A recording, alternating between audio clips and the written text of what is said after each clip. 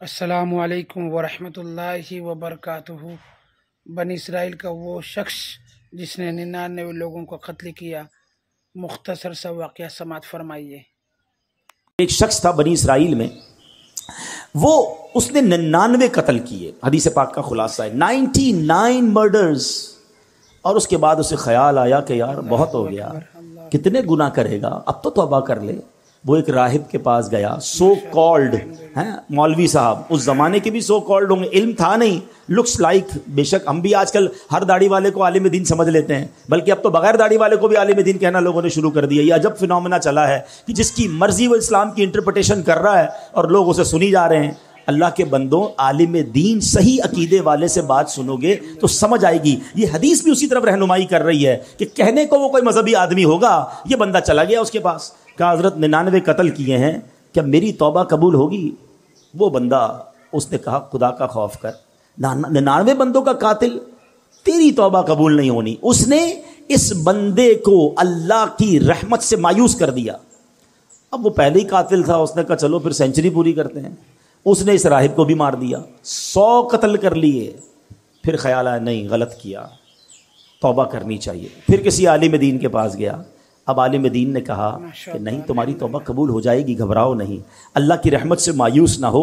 ऐसा करो, फला इलाके में नेक लोगों की एक बस्ती है, तो उसके उधर चले जाओ और उन नेक लोगों के करीब जाकर अल्लाह की बारगाह में दुआ करना, तो अल्लाह करीम जो है तुझ पर रहमत फरमा देगा, तेरी तौबा कबूल कर लेगा।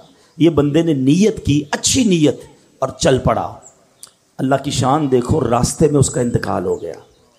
अजाब के फरिश्ते आ गए, हम ले जाएंगे, 100 बंदों का कातिल है। रहमत के फरिश्ते आ गए, हम ले जाएंगे, तौबा की नीयत कर ली थी, चल पड़ा था, अल्लाह से दोस्ती का इरादा कर लिया था, ये चल पड़ा है। अब दोनों किस्म के फरिश्तों में एक तरह से बहस शुरू हो गई। अजाब के फरिश्ते कहते हम ले जाएंगे, तौबा की थोड़ी थी, घर से निकला ही था, अरे 100 तो कत्ल कर दिए हैं।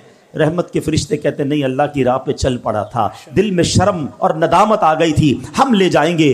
अब अल्लाह की तरफ से इरशाद होता है, ऐसा करो, जमीन कैलकुलेट करो, जमीन को नापा जाए, अगर ये बंदा अपने घर के करीब है तो अजाब के फरिश्ते ले जाएं, अगर ये बंदा नेक लोगों की बस्ती के करीब है तो रहमत के फरिश्ते ले जाएं। अल्लाह अकबर। मैं हदीस के अल्फाज सुना रहा हूं। अब जब नापी गई तो वो बंदा नेक लोगों की बस्ती के करीब निकला। उलमा कहते हैं ये जो प्लान था ना, अल्लाह की कुदरत का प्लान था, एक्चुअली वो दूर था नेक लोगों की बस्ती के, मगर रब का हुक्म था कि ये बख्शा जाए, उसकी मंशा ये थी ये बख्शा जाए। वो नेक लोगों की बस्ती और इसकी लाश के दरमियान जो प्लॉट ऑफ द लैंड थी वो स्क्वीज हुई, वो कम हुई अल्लाह के हुक्म से, और जब नापा गया तो चंद फीट के फासले से वो नेक लोगों की बस्ती के करीब था। उसे रहमत के फरिश्ते ले गए, गोया उसकी बख्शिश हो गई। ये एक रिवायत बयान करने के बाद मेरे प्यारे इस्लामी भाइयों क्या पता चल रहा है?